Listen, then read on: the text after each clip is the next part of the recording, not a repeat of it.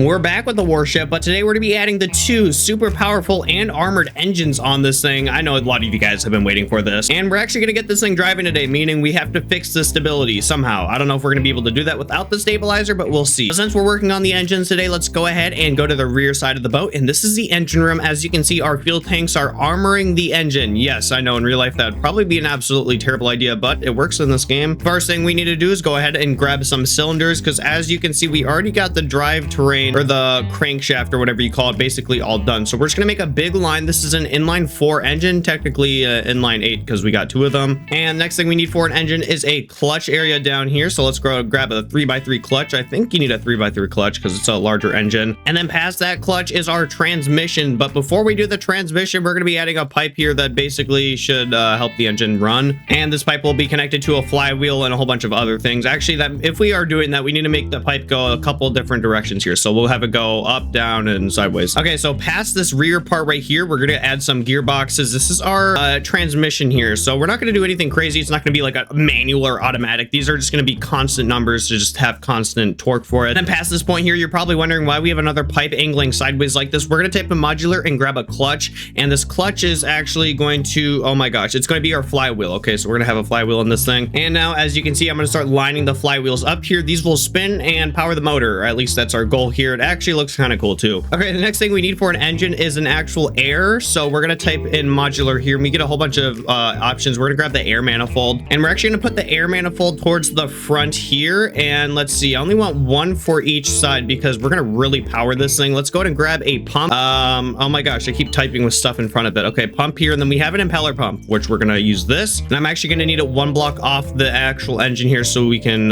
put the other block in between. And then here's the air intake valve. We're gonna bring this to fluid out because it's trying to suck in air. Hopefully we got that right. And then for an emergency, we're gonna go ahead and grab a valve, and this will be an emergency shut-off manual valve. It's gonna spawn with it open so we can actually have this thing start up. Is symmetry on?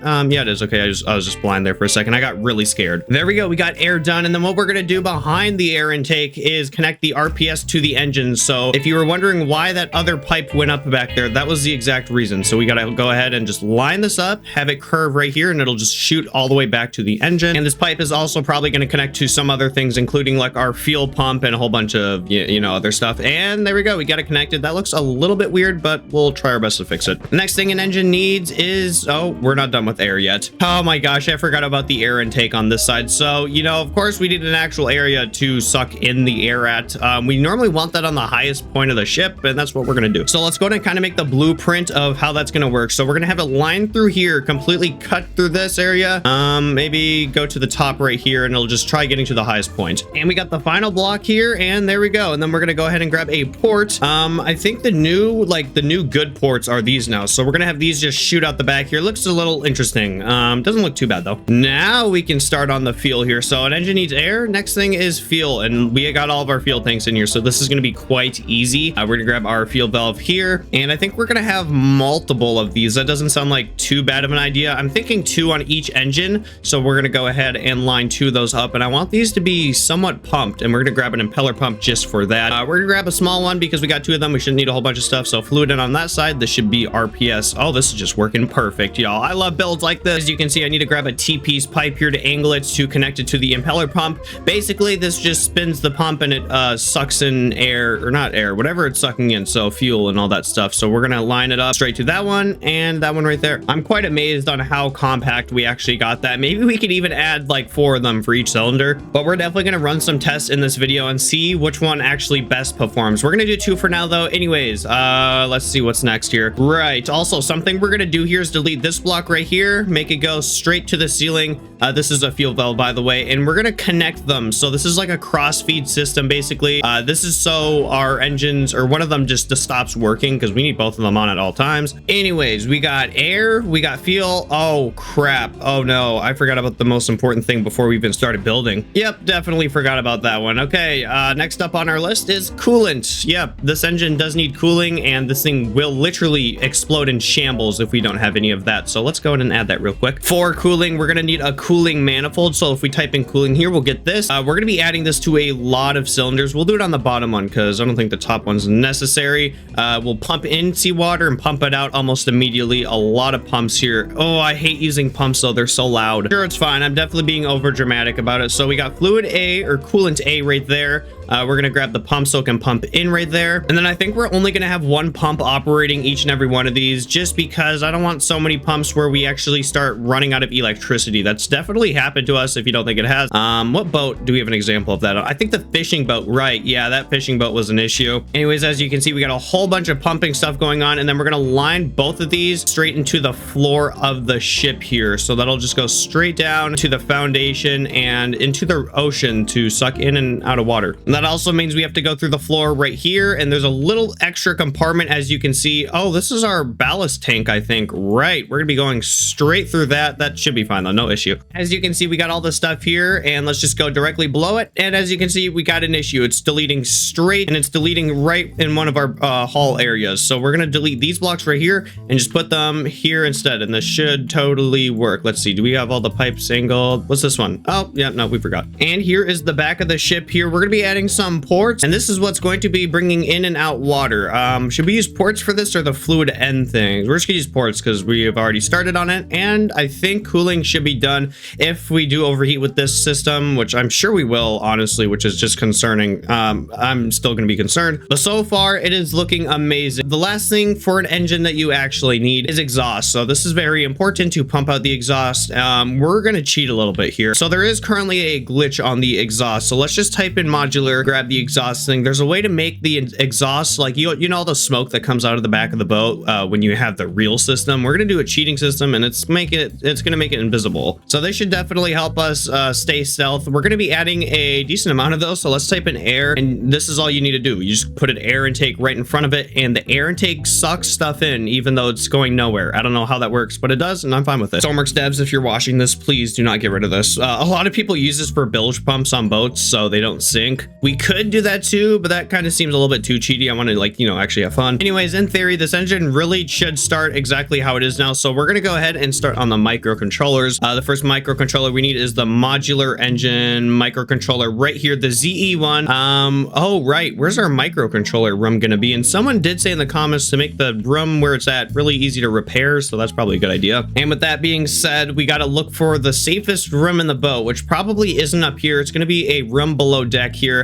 Maybe some of the HVAC room, because I know a lot of that's probably not going to be used, but that's towards the side. I want it to be like in the center. So with all that being said, we got to figure this out. Oh, maybe right here. All right, so we're going to have little areas where our microcontrollers will actually be at. So right here seems like a good one. We're going to block off the area behind it as just like a protection wall. Actually, we're going to do the block right there so we can have a little bit more room. And then over here, we do have even more room to deal with. So we're going to block this off, and we got a whole bunch of room for microcontrollers. Now, it's kind of near the center of the ship. We got some armoring, not a whole lot, but this is going to make it really easy to repair as they are basically side by side. I've just realized this door opens up in a way that might be kind of hard to repair. Ooh, I got an idea. We're actually going to make this entire door right here a bulkhead. That sounds like a really good idea. So we're going to grab a door, sliding door just like this, and make it, hold on, we got to grab the right one so it can close. There's a closing one, right? Yeah, we got the right one. So this one will close. We're going to put the sliding door right there, and now we got a bulkhead. Not only a bulkhead, this is like really easy to repair now, because the last door system we had, it actually opened the door in front of the logic room right here and blocked everything. Now it should be totally fine. What are these blocks right here? I don't think they're supposed to be there. Oh, they definitely were. That was the active stabilizer we actually just went into. Yep, I know, I got distracted there, but we're gonna be putting the important microcontrollers right here. We're gonna put this one towards the ceiling, and we got to make the helm area and make some of the buttons first here. Okay, so we want this thing easy to start up. The first thing we're gonna do is put the two key buttons right here. These will start both of the engines separately. We're gonna have this on just so if we lose steering, we can use the engines. Oh wait, no, never mind. Just disregard what I just said. That would only work if we had two propellers. We only have one. Let me know if we should add two though. We could definitely do that. Oh yeah, we have two engines. We're gonna need two of these microcontrollers. So something like this. We're gonna just stack them. Hold on, we have symmetry on. Where is it possibly placing these microcontrollers over here? I don't think it actually was. Okay, good. Oh, were we deleting stuff over here too? Oh no. go. Yeah, I've just realized I forgot something very important on this engine. This engine won't actually end up starting. For one reason, we don't even have our engine belt. Oh, there we go. Okay, so there's just enough room for some things here. We're gonna grab some starters. We're gonna put a decent amount of starters on this thing, just in case some of them do get destroyed. So 3 starters. Do we need an alternator? Maybe. Yeah, I guess we better have some alternators because we're not gonna have a generator on this thing. All right, the left engine here should be complete. We're gonna go to the left microcontroller and connect the starters to the 3 starters we have here. And there we go. And then the on and off for the engine. This is gonna be a process. So on and off is going to go to the right one since that's the right engine, I think. And the next thing we need to go ahead and connect is the engine cylinder data. We're going to connect the front one here because the rear one is closest to the back, which means a torpedo could hit it. Next thing we need to do is go ahead and connect fuel. I think we have a decent amount of these, so fuel and fuel. Next ones. Yep, and here's the single air manifold that we have. I hope one air manifold is enough. If it isn't, that's really bad. Oh, don't connect it to both. Next thing we need to do is connect up a throttle. So let's go ahead and put a throttle in here in a spot that would work best for one.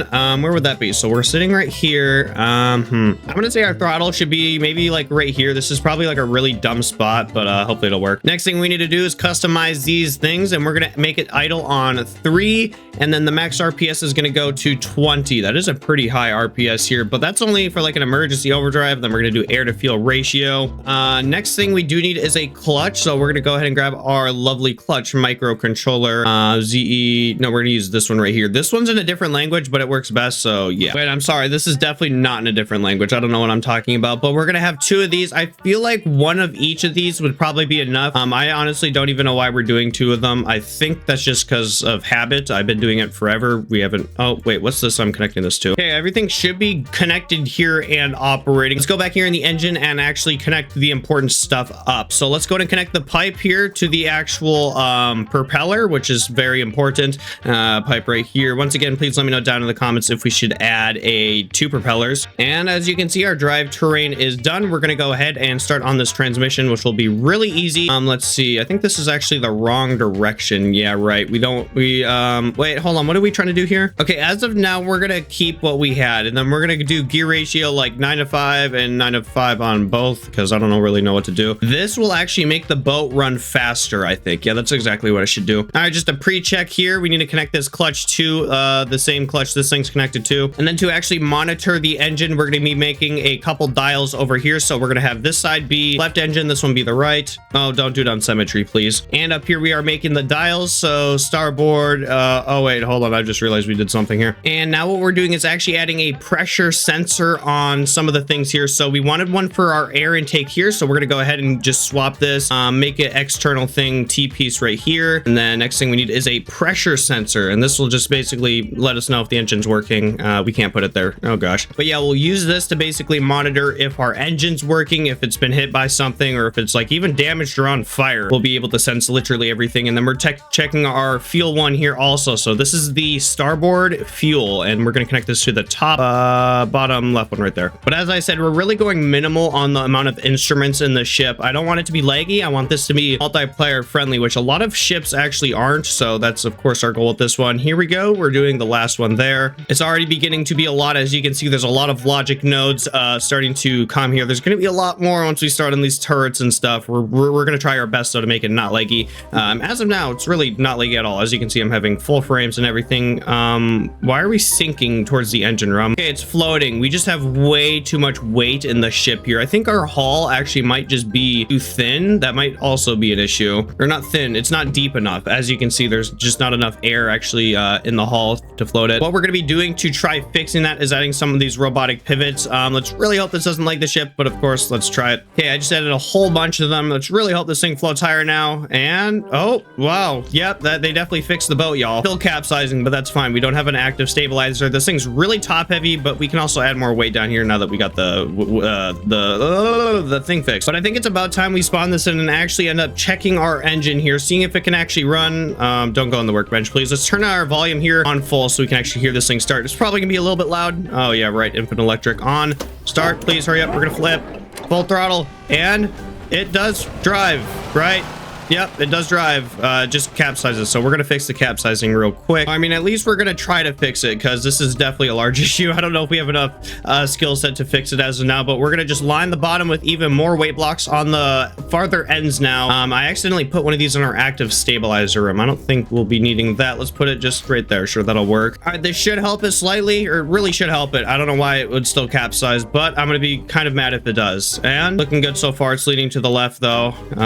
It's not flipping. Yeah, it is. It's definitely slowly flipping. Yeah, there it goes. Timber. Oh my gosh, this is kind of making me mad. Okay, so we need more weight blocks lower in the ship. It's very concerning. Oh, we added a lot more. Just another line of it down the center here. Oh, I think we got it this time, y'all. It's floating. Actually, it's floating really good. This is totally fine. Maybe a little higher. I'm just gonna be fine with how it is. But once we add that active stabilizer, it should be a lot better. We're really floating low, I think. Oh, we might even have to extend the hull down. Maybe like 1 or 2 blocks. I don't want to do too much though. But we're totally gonna have to like redesign the hull of the ship if we do that. But let's go ahead and actually try driving this thing. We need to connect the rudder up. Hopefully we didn't just fix it to the point where if I go to one side of the ship, it does capsize. I don't think so. Yeah, I think it's fine. It's leaning in that direction, definitely. But I'm not heavy enough for it to like totally flip over on us. Okay, so I think we're good as of now. Engine 1 and 2 on. They start up totally fine. As you can see, they're both at 2 RPS, full throttle now. Okay, so we're driving, but we're at really high RPMs. Let's go ahead and turn it down. I want to get these RPMs to go down and like, you know, not be as high because we're going to use a lot of gas while doing that. Okay, so I'm going to put these gearboxes to 3 to 1. Let's see what this does. I don't want the engines even at that high of an RPS unless it's an emergency. Okay, our engine's at 19 RPS and our propeller is barely moving. And did I turn the gearboxes the wrong way? I don't know why this is really happening because our clutch should be fully engaged because remember we put it to fully engage at 8 RPS. I don't know if I showed you guys. Oh, why is it not at anything? Hold on, did we forget to connect it? That one's at 1. Oh wait, why is only one of them actually on here? I'm really concerned. Okay, so it looks like the throttle control for the port side or the starboard engine isn't working. Let's go ahead and verify that real quick. Let's go down here and let's see. Yep, throttle desired RPS is that was not even connected. Okay, well that makes sense. So what we were actually seeing last time was only actual productivity from one engine. Let's turn on the lights in here. We're leading really hard still. Okay, full throttle